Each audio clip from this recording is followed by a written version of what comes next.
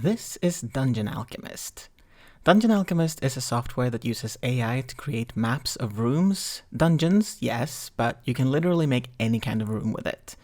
So far, I've used it to create a study, a library, a Wayhouse, and a couple of other things that I will show you some of it in this video.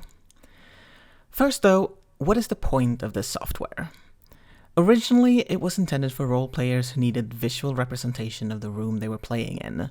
As a writer with aphantasia, I saw the benefit for me immediately. Having aphantasia means that I am incapable of visualizing things. Close your eyes and think of an apple. You can probably see an apple before you, more or less detailed. Me, I see nothing. Complete blackness. For me as a writer, this is problematic among other things because my stories suffer from chronic white room syndrome, meaning I don't describe rooms or other locations very well. Or at all, at least in the first few drafts. That's what I'm intending to use Dungeon Alchemist as a tool to help me fix. First things first, I'm using the beta version of this software. It will be released for real sometime in March, but I have access to the beta version because I supported them on Kickstarter. So be aware that there are features missing. It's not completely finished yet, but it is already amazing. So let me show you some things I've made with this software. This, for example, is Niam's workroom at the archive in the Dual Rule project. This is where the story begins for Niam, and the first few scenes take place largely here. I've wanted an image of it to be sure that I'm writing where Niam is correctly and what he can see and what furniture and other items are available to him and to other characters. So, when you begin making a room, you just draw a square and the AI will generate a room for you with furniture and items and whatnot. And then you can edit it to make it look the way you want. For example, this room is underground, so I removed all of the windows. And then I removed a bunch of things in the room that I didn't think Niam would or should have, the skull on the desk, a large pendulum clock, and so on. Then I changed the walls because they looked too fancy for a simple workroom hidden away in an archive. I decided they should be made of stone instead. Now you can change the walls in the room or outside the room or both, which is great for when you're making an entire house with several rooms where maybe one wall is wood and another stone or whatever you want to make it. Here though, it's all stone. Then it was time to furnish the room. Lots of bookshelves all along the walls and some other furniture, all made to store items. And one great thing with this software is that you can adjust the items in a room in a way that suits you. This chest of drawers, for example, looked too small to me, so I made it a bit bigger. And you can also adjust not only where the furniture is placed, but the angle of it as well. It doesn't have to be in a straight line with everything else. You can put things slightly askew if you want to. Also, as you can see, some pieces of furniture is not just one thing. The books in this shelf are their own items, so you can move them separately if you want to. And yeah, I removed the lamps as well because that much fire in an archive seemed like a very bad idea. And you can change the flooring, which again I did because the fishbone also seemed a bit too fancy for a room like this. Stone just seemed to suit it better. Although this makes it a very cold room, I imagine, which is something I have not written into the story. I will though, and that's another great thing about this software. Actually seeing it makes me think about the other senses as well. Like, with all this in a room, it might smell like this, or like in this case, all this stone and no fire equals cold. Now the room still looked very sparse to me, which is not how I've written it, so I needed more stuff. A table for Niam to spread papers out on and organize them, a stepping stool so he can reach the higher shelves because I've written that he's short. I gave him a basket that I think he's brought down food or something in, and a bunch of crates where the material he's working on is stored until he's organized it properly. I'm not really friends with the interface in terms of how to move the workspace to see different angles of the room. I'll talk more about that a little later. You use your mouse, and I don't have a mouse. I use a mouse trapper instead, and I guess that's probably what makes this part of the interface a bit complicated. Anyway, with lots of furniture, it was time to find some actual stuff to go in the room. Some books and papers, parchments, scrolls, writing utensils in an organized sort of chaos. This is where I really used the features of changing the size and angles of the items to make it look more natural. I do wish I could put stuff on top of each other. That scroll in that crate looked very lonely. A whole bunch of them on top of each other would have been fun, but it worked out okay in the end. And so here we are. A workroom for Neum, where I should now be able to write consistently what it looks like, where the door is in relation to the desk, and where the crate he picks material from is, and so on and so forth. The next room, or building, I felt like I needed to visualize was the Wayhouse Neum gets to when he leaves his city.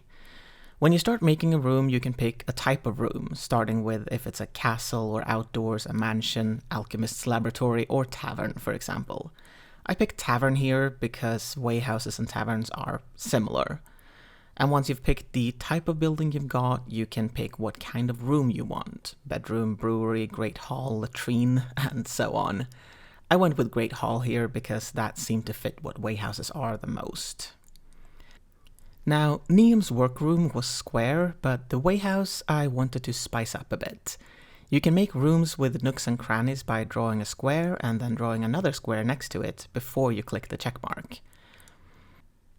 And I want to say I really love the AI because it generates a room that makes sense and has features that I maybe wouldn't have thought of.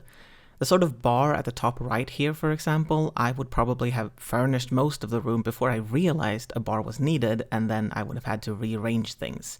Now I didn't have to.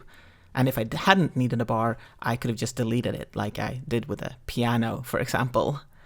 The stairs or the ladder behind the bar also made me realize that yes, there is probably a room up there where the people who run the Wayhouse sleeps. Now, for this room I did have to put a second door in because the only door the AI provided was behind the bar, and that's not where visitors are going to enter. Luckily, it's really easy to just put another door in. The Wayhouses in this world are places located along the road where travelers can get food, supplies, ask for directions, and stay at the adjacent campsite if they want to sleep over. The Wayhouse basically offers a place for you to pitch your tent, park your wagon, or sleep under the stars. I didn't create that part because Neum doesn't use it, but since having food is the main part of the Wayhouse, I needed way more tables. The software provides tables with food, and they're not all identical. If you want an identical one, you can copy and paste, otherwise you can pick the same table from the side menu and it'll look slightly different, which is great because everyone will eat different things and there will be smaller and larger companies there, and so on. And the AI can take care of that for you, so you don't have to go pick which plates and foods and goblets and so on that every table should have on them. So here we have a cozy little Wayhouse. These two rooms were relatively straightforward, but next I wanted to make something that there was no template for. I wanted to make a small hut, barely walls and a ceiling. This is the home of some outcasts that Neum runs into. I chose to go with a tavern again because that's the least fancy of the templates, but good thing that everything is customizable because this was still way too fancy. I could fix that with relative ease by changing the door, the walls, the floors. In the outside section of the floors, I found packed dirt. And of course, I changed all the furniture to be the most basic stuff I could find. I also found rocks that I could put on the ground, which I thought was a nice touch. Now, one problem is the fire.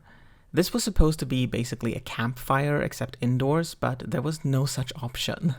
In the end, I had to go with something that's completely wrong, but sort of the least wrong I could find, and I'll just have to remember that that is not exactly what the fire looks like. Now we're moving on to what's probably my favorite room so far. It's a library or a study that belongs to a friend of Neum's, and when I wrote him visiting there, I just had a sense of something so cozy, a room that I would never want to leave. But in order to be able to explain that in a way that comes across to my readers, I really needed to be able to see it. Initially, I wanted to create the entire house, or at least the parts that Neum sees, which is basically the entrance and the way to this library. So I made a corridor and I put the library at the very edge of the workspace, but that didn't work.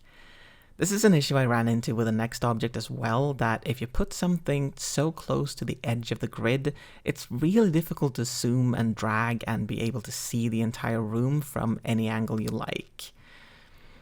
You'll see more of that in the next bit, but here I just decided to give up and place the library at the center and ignore the rest of the house for now. This room I had described as very chaotic. Not even organized chaos, just chaos. Annery leaves books and papers and everything else on any surface she can find, including the floors, so for that reason it's great that I could add as much stuff as I wanted and place it basically anywhere. I decided to give her some rugs because the floors look empty and rugs make spaces extra cozy. At least if you don't have to be the one who cleans them. And I put a bunch of tasty stuff on the table by the fireplace because when Niam is there, they are having an extravagant breakfast. Eventually, it did turn into a room I could live in, if there had also been a bed. The next room broke the program. We're moving to a different world. This is now Rug, and I wanted to create the village that my main character lives in. In order to do that, I wanted to create a large outdoor space to start from, but that turned out to be too much. Probably for my computer rather than the software, I should point out. So I had to restart, and then I decided to start with one house, the one that my main character lives in. I started out from a tavern again, but here's something I hope will come in future updates: more styles. The options now are mostly geared towards wealthy homes, castles, mansions, and so on. If you want a home for someone who is slightly less well-to-do, you kinda have to go from a tavern and fix it. Not to mention that all of the styles are based on medieval Europe. Fine for most fantasy, because that's where most fantasy takes place, but Rug doesn't. Rug takes place in a Viking era kind of world. I could make that happen more or less when starting out from a tavern, but it would have been nice to have other eras represented in the software. If not Vikings, then ancient China or Japan or South American civilizations like the Mayans and so on. That would be really cool. I don't know if they're planning for something like that, but I hope it'll come in a future update. And as I've mentioned, something I really do hope they will fix is the fact that rooms placed close to the edge of the grid are difficult to work with. I don't know if this is a bug. Again, I'm working in the beta version. Maybe the full program will have something like that. I hope so. But all in all, I have to say, while I have some fun with the outdoors options here, that I love this tool. I love making houses. When I played The Sims, it was to make houses. I couldn't care less about the characters. And above all, as a writer, I think this will go a long way towards curing my white room syndrome. Do you think this would be helpful to you? Let me know below what you'd do with this software. Thank you for watching, be safe, I will see you next time.